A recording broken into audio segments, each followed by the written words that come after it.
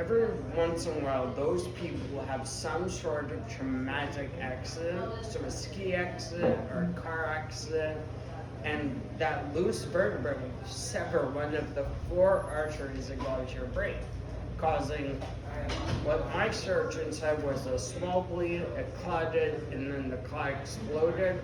I assume any amount of blood is problematic. So, once again, I'm no medical professional, so this is a lay opinion. But, so what happened with me, the surgeon told my mom that I either sneezed or I turned my head the wrong way. Oh. And it severed this artery, causing a small bleed, and then it clotted. And then the morning of December 5th, 2012, the clot exploded all across my cerebellum. So that's like primary functions, so heartbeat, breathing, finger dexterity, your eyesight, all this stuff. So in general, when you hear someone who has a brain injury, they've had it to the front of their brain. And that's personality. So you get like people who are like shy or cut off from society or have a really hard time communicating with others. It's because I've had a brain injury in the front of the brain. I had a brain injury in the back of the brain. So it's like unusual on top of unusual on top of unusual. So in general, if you have a bleed back here, it's immediate death. Mm-hmm. And so my brain, when the surgeon went in and did I think it was the first surgery when he found all this out, my brain is not mapped out like a normal brain.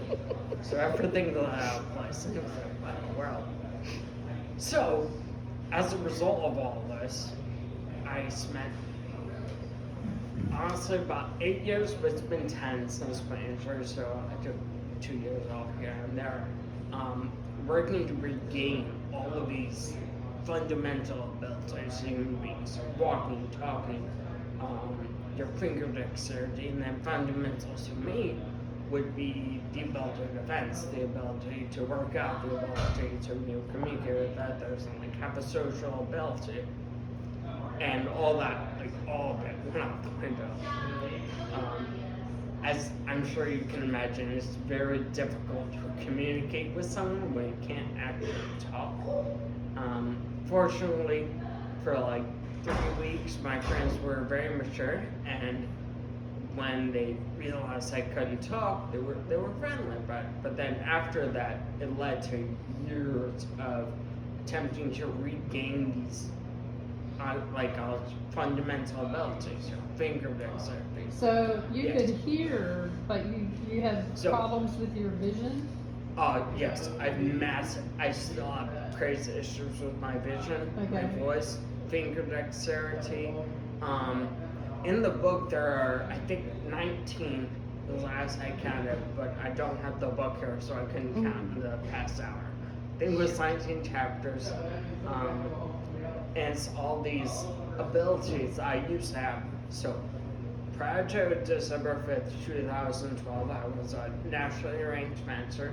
I was very gifted at fencing, unusually so, possibly unfairly so, but I was very intelligent. I was raised by his brother, so I have this. It's almost like an acquired mindset of like you're gonna work, you're gonna like get all this done, and that's their family. Also, my grandmother's family, like probably you knew her, like epic. I love her. I've never met her. You've never met her? No. Oh, I'm sorry, that's six, but it's just. So I had all of these abilities just basically handed to me. Everything was wiped out. But I regained those. And then my first talk was at a library where I was supposed to talk about the writing process. And the writing process for me was very difficult because English is not my strong suit in school. I'm bad at it, as you can probably tell by my voice. But I went through all this, in writing the book, I spent close to 3 years on it. It's, I don't know if you did read, you told me that. So, it's decently short. It's an easy read. Yeah. Which is cool. Mhm. I like easy reads. But it's also written by me. So, I was comparing myself to J.K. Rowling. J.K. Rowling wrote like a 750-page book in a year. I wrote a 100-page book in 3 years, 2.5 to 3 years.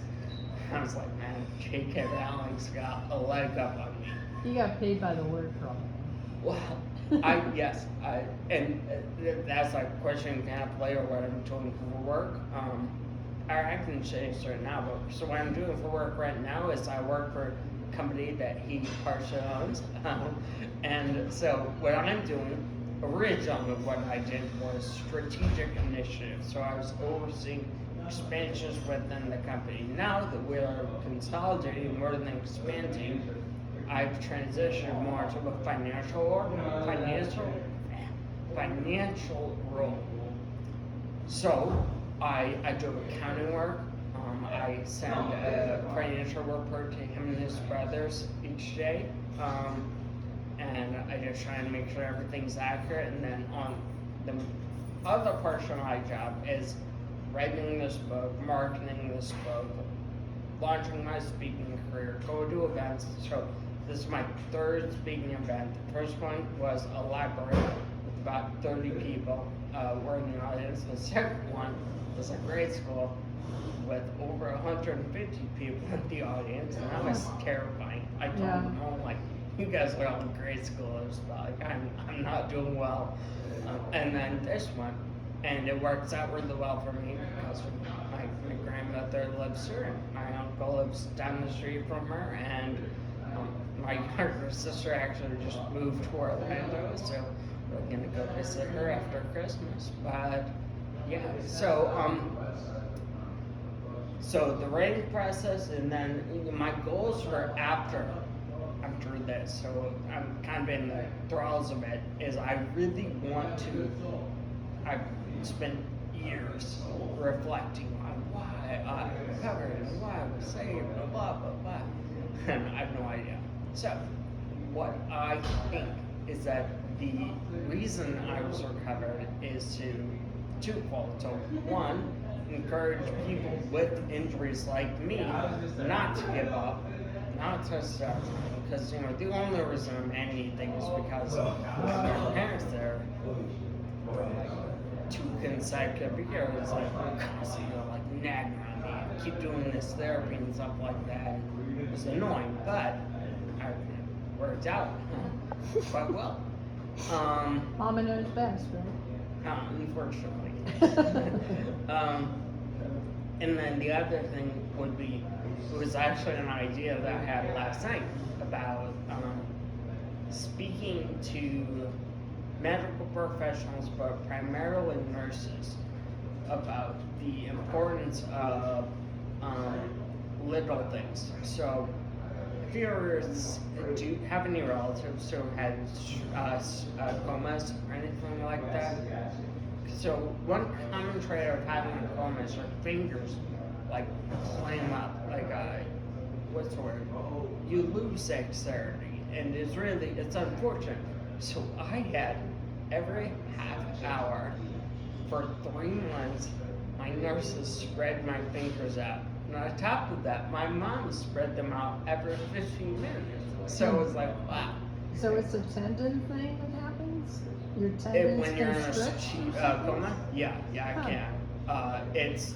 And will they atrophy if they don't keep getting the exercise? I don't know. I haven't put that to a test yet, but I Okay. assume yes. Yeah. Actually, I did. After college, so I spent like 7 months consecutive practicing piano for like a bare minimum of 2 hours a day. And that's one of the chapters in my book, is regaining the ability to play piano. But I stopped when COVID happened. And I called my piano teacher after like 3 months. She was like, oh, Beto, I haven't seen you for a while. I was like, my fingers are clamping up. I don't know what's going on. So I think maybe if I don't do anything, I'll lose the dexterity, which is terrifying. But Right. yeah. So last time when I finished giving the talk on the writing process, which I was like, am I crazy? But I just opened up the floor to questions. So anyone except for this, I say has too many questions. No, anyone including Tyler. Once I ask questions, I'll answer anything and everything, except for Ohio State questions. Yes, it is. And where are you living now? So right now, I'm moved to Lincoln Park, Chicago. Okay. So like right north of downtown Chicago. I live right next to the zoo. Like Okay. walking distance from the zoo. And prior to that, I lived in Phoenix for 2 years. I didn't like that. And then before that, I was in South Bend, Indiana for about 9 months after school, and then I went to Phoenix, and I went to school in Omaha, Nebraska, and I grew up in South Bend, Indiana. Okay. Question? Do you think you'll stay in the Chicago area? Yes. So a lot of people are consistently saying that Chicago is dangerous, and statistically might be. I don't know, but I was telling that guy I walked across the street to a bar to watch a football game, and we were talking about like our area. And last year I lived in the west side of Phoenix. So here, I'll start. I was living in the zone in Phoenix, like the zone, which is District 9. It's where the homeless are supposed to reside. So, though it was a good community, there were over 1,000 homeless people basically in my front yard every night, which was hard. So I chose to move 8 miles away. I moved 8 miles into the bad part of Phoenix. I was like, nice, good work, Matthew. So going to Chicago, to answer your question, they are so nice. Oh my gosh, it's amazing. Friendly. People, they're smiling at me, holding doors, saying excuse me. I'm like, weirdos? Like, what are you doing? But it's just been really great. So what I said on the bar the other night, about a week ago, was our neighborhood is soft because everyone's so nice to me, and I'm used to, A friendlier atmosphere. Yeah. It was a year in Phoenix, and I was saying, I was living in a really bad area, and they were quite mean to me, consistently. I feel like the gas station people would like pick on me. I'm like, come on, man, I'm 27. Who needs that? Leave me alone. Yeah. But it's okay, and I'm not far, in my opinion, a far better city. Statistically, maybe not, but I really like it. To your point about, maybe working with nursing staff and the medical community to improve, how they, because of your real life experience, have you pursued that? Because that seems like a really good. So I There's probably actually, lots of. at a pizza restaurant, I met this in Phoenix. I met a woman who is in charge of the nursing program at ASU.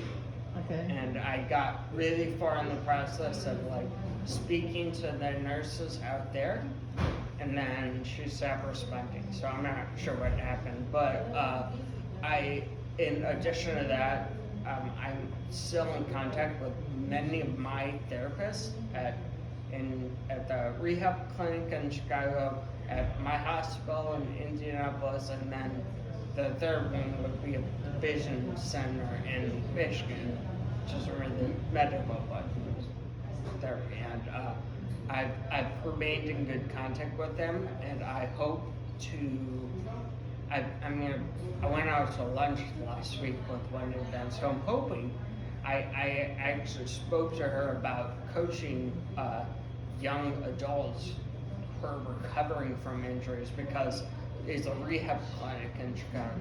So rehab, so they're healed, they're recovering at this point, which is ideally where I like to work. I'd much rather be surrounded by people on like the up rather than Right. where I was originally at was an ICU at Methodist Hospital in Indianapolis, and I've been back there. It's the most depressing hospital. Like, it's Depressing? terrible. Like, it was so bad. No. Everyone dies. Man, like, But you didn't. I didn't. So that was cool. So everyone was not. So not everyone, no, but so Tyler, did you have a question? Yeah, this might be seen a bit random, but how did you get here? Did you take a car or did you take a plane? I actually took a plane, so I flew from Chicago. I had a direct flight to Tampa, so it was very easy. Oh, it's hard when you have to like take two flights and then you just have to wait a bit. I had to take a $60 Uber ride, and I was like, it's no fun. It's like 8 minutes. Why am I being here? But, I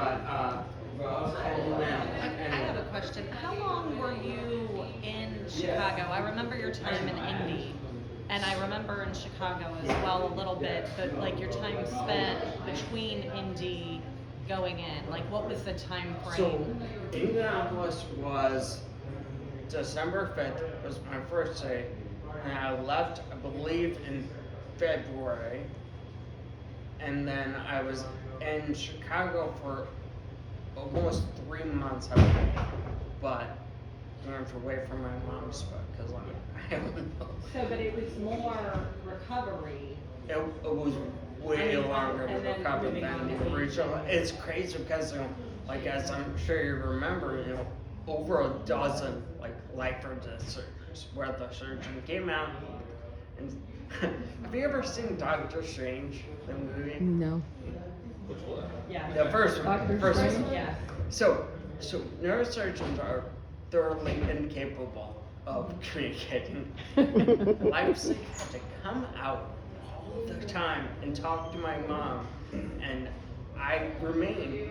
So I went back a couple of years later, and then I just said that I'm the only person they've ever seen Leipzig smile at. So I should remember I have all these surgeries, but that took like next to no time. It was like a month and a half, 2 months of just like consistent surgery after surgery after surgery, and I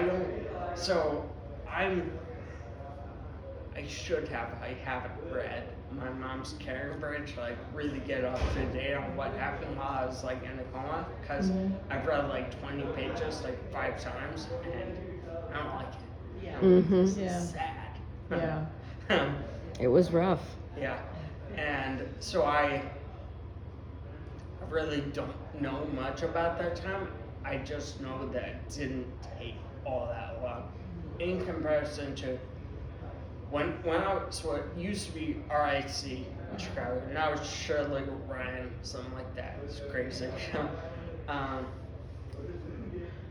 I continued to have my time extended there, so my roommate, who I'll share his name because it's a very small group, Juwan, didn't pay a penny the whole time he was there. He was on Medicaid, which to me was cool, but I had a social worker who was literally every second was fighting to extend my time, and my parents traded in benefits like all over the place. I've been told that had Dr. Leipzig, the surgeon, been right, it would have been totally dumpster because they traded in long-term care benefits. So usually those are used for older people. But for me, it was very likely that I was going to need those right away, and they traded them in. That worked out. So far. Wow. How do you trade them in? I don't understand that. It's a great question. You get through to what I'll say. Insurance is an incredibly complex topic. So they talked with the insurance company and they tried to figure out how to. So how it worked out was they spoke with the social worker at RAC, and that social worker spoke with the insurance company. So I majored in 2 things, but the main one was health administration in college. So I learned as healthcare operates on primarily a circular basis. So you have doctors, you have insurance, and then you have people. So when you look at healthcare, you think this is wrecked, this is so expensive. The fault lies on all 3 of those. A refusal to act with the others, so doctors refuse to coexist with insurance. Insurance refuses to coexist with humans. We spend so much money in healthcare. So as it's progressed, there become more and more little guys all along the circle. They're just popping left and right. And in my opinion, so it's not factual, but I think that until all 3 of those start to work together, it will never get better. And But your social worker sounds like she was the mediator She was. between all those factions to try to figure out. primarily between my family and the insurance. She didn't deal with doctors so much. Okay. She worked for the doctors, but she didn't really communicate with them very much. Okay. And maybe she didn't, I don't know. Probably communicate with everyone. She was really nice. I'm teasing. Do you like roller coasters? Oh, here we go. Yes.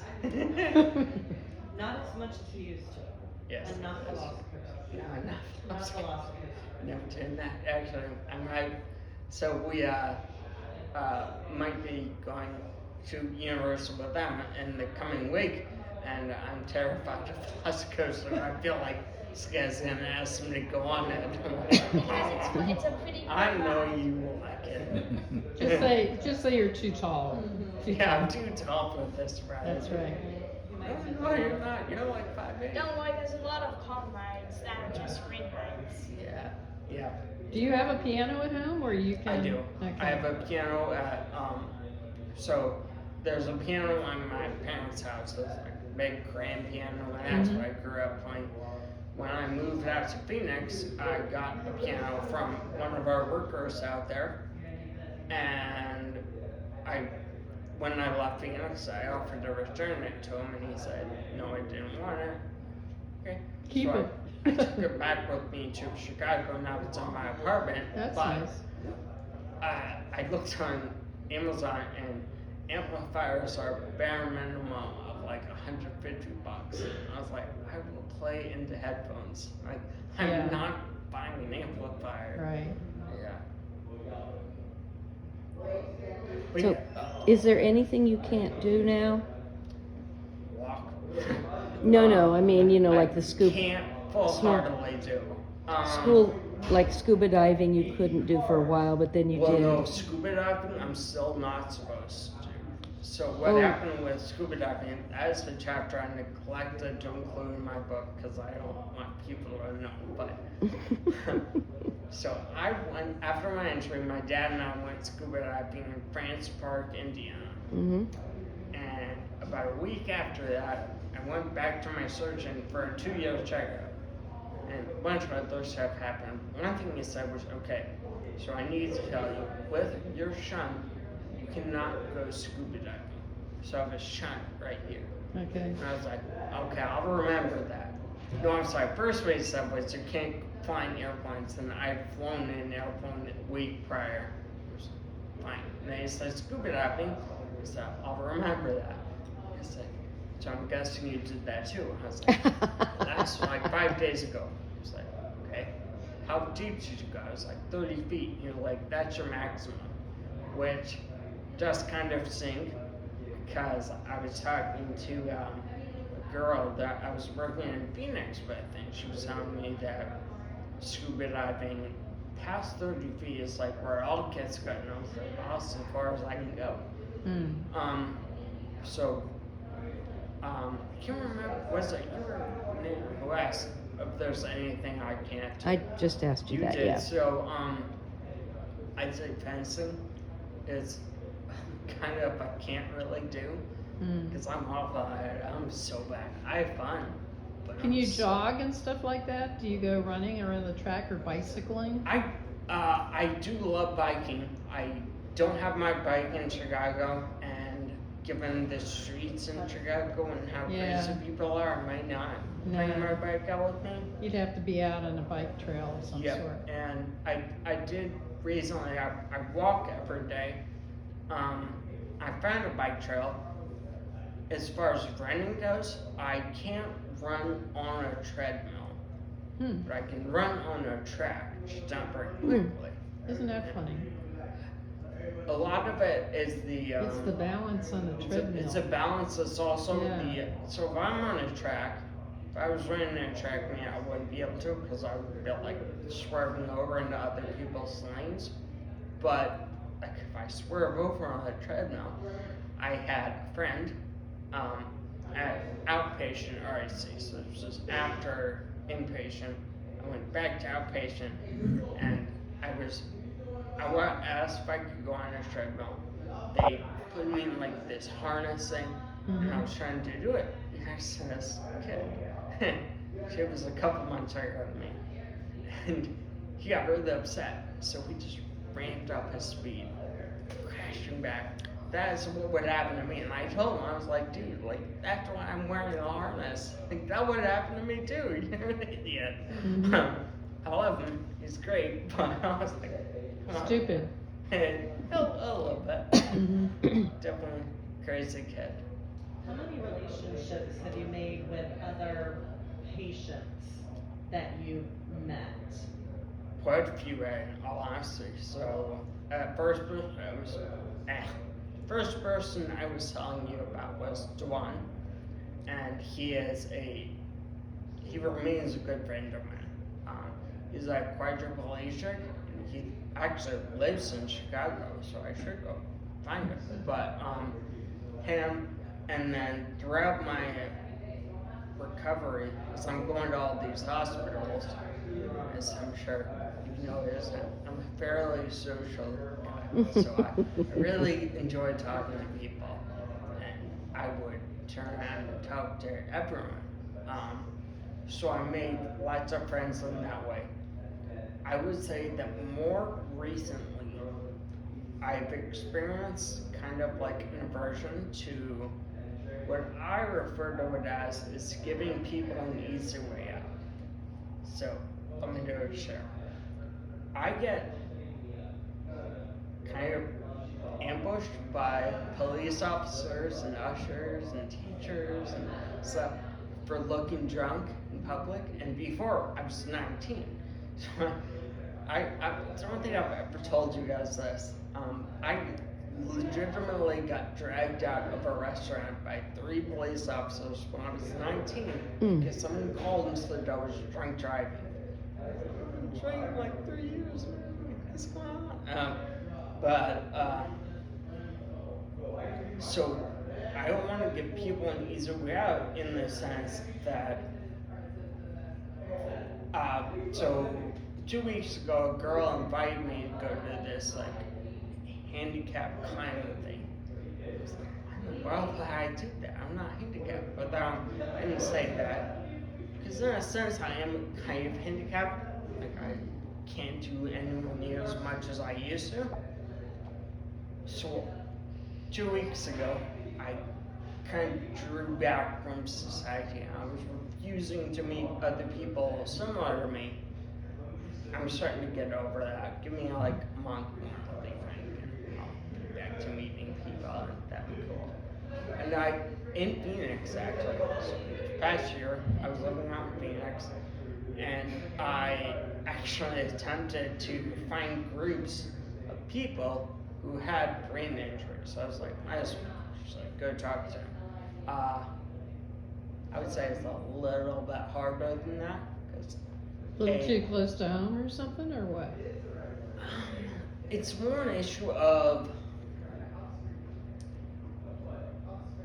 wouldn't say inversion. It's just it is an inversion. It's a version for me to be like, if I'm out in public and a cop or usher or anyone like comes up and like tells me like I'm too drunk to be out, or I'm drunk in public, or like I'm too drunk to be at a football game or at a show or anything, I would rather have to respond to that on my own than have like a big group of people with me. Like, he's not drunk, he's just in a brain drink. I'm like, well. I was thinking of one of those bracelets, you know. So That's sort of the same yes, thing. No, in a way, it's like a cop out, you know. But No. so I was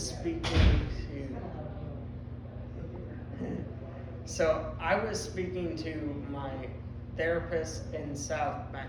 She was my physical therapist. She told me her husband is a police officer. It was right after Joker, the movie, came out. In this movie, he has a card that he hands to people like, I have like a mental disorder that causes me to laugh. And it's a key part of the movie. So unfortunately, a lot of people saw that and they made cards for themselves, so when they're walking out at 2 a.m., they're super drunk, and a cop like comes up to them, they hand them this card, and it says, I had blank, I don't know what their excuse would have been, but like, and then the cop's supposed to back off, but her husband and her were finding the cops were like really hesitant to believe that. So I'm very nervous about creating one of those myself. What I've done instead, I've become exceptionally good at telling my story in varying lengths. So I can tell my story in 6 words. I had a massive brain bleed. So I can also tell my story in 30 minutes. Which have done. you have done now. That first time, when the cops pulled me out of the restaurant, Oh, I jeez. told them my story in 30 minutes while crying. They Oh. were like, what the hell did I just do? And I was like, yeah, Good. serves you right. No, but they were natural tears. I wasn't trying to make anyone feel bad. I was actually scared. Which stinks, but But that's such a beautiful teaching moment for them and for you, like to see what to Yeah. look out for in the future for you to protect yourself, but also for them. Mhm. So it's not So- this judgmental, yeah. you know. You know Molly, our neighbor? So she was going through police school. She came home. She was telling all of us how you can tell if someone's drunk. And she was talking about nystagmus, which is switch off, which grandma said you have had that too. Dave. Dave, okay, sorry. What is it? It's a nystagmus, so it can be genetic, like my uncle and my grandmother. It can also be due to strokes, like I had, or it can be due to being drunk. And Molly is studying it, testing if all of us are drunk. And she looks at me, she goes, "You're drunk." I was like, "No." She was like, "Are you sure you haven't been drinking?" And I was like, "Yes." And we explained to her how nystagmus from the strokes, and she was like, "Oh." So she went to school the next day. She was like, "We can't use that. Like, this is not gonna be good." Like, I'm not sure why our teachers didn't know this, but there are people who have different reasons. Like, so there was a girl, a woman. She was mid-60s, but she was at Andreas where I was working in Phoenix. She had multiple addiction issues throughout her life, and she had twitchy hands and nystagmus, the shaky eyes. And I was just watching her, I was like, you